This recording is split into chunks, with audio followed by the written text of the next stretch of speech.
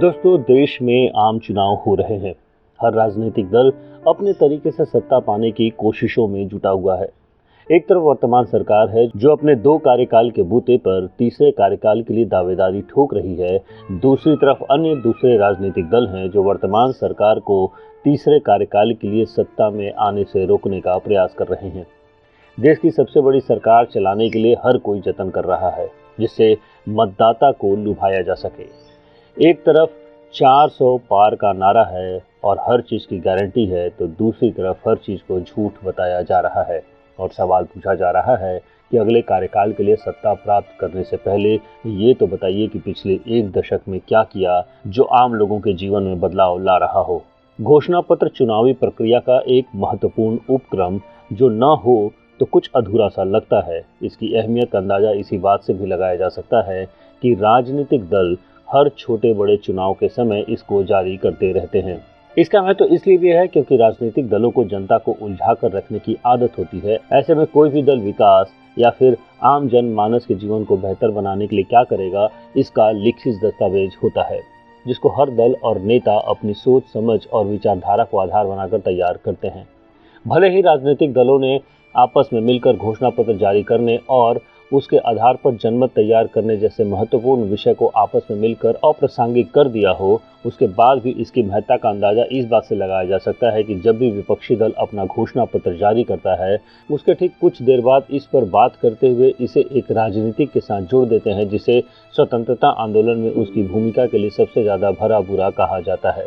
हालांकि प्रधानमंत्री यहाँ तथ्यों को तोड़ते हुए झूठ बोल रहे होते हैं क्योंकि वास्तविकता में उनके पैतृक संगठन और अमुक पार्टी एक दूसरे के साथ मिलकर एक से ज़्यादा राज्यों में सरकार चला रहे थे।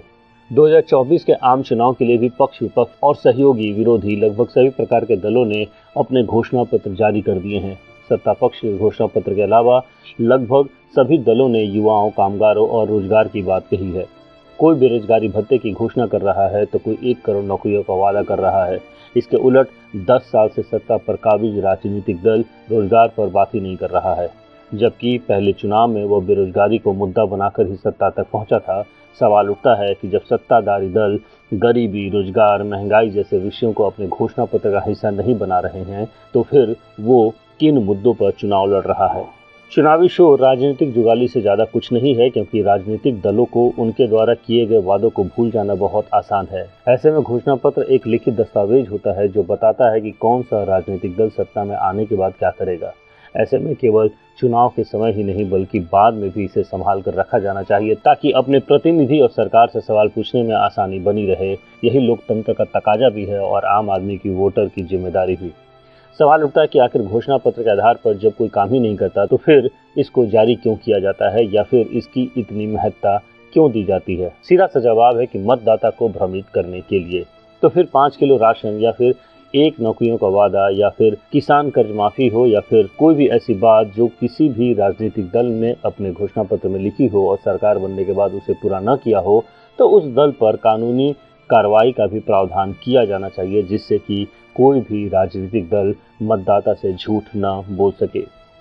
दोस्तों, घोषणा पत्र जैसे जरूरी मसले पर आप क्या सोचते हैं? आपको क्या लगता है कि राजनीतिक दलों को घोषणा पत्रों के आधार पर काम करना चाहिए या फिर दूसरी बातों की तरह यह भी एक महज दिखावा बनकर रह गया है? घोषणा पत्र में लिखित तौर पर किए गए वादों को आधार पर राजनीतिक दलों के खिलाफ कोई कानूनी कार्रवाई भी की जानी चाहिए या नहीं?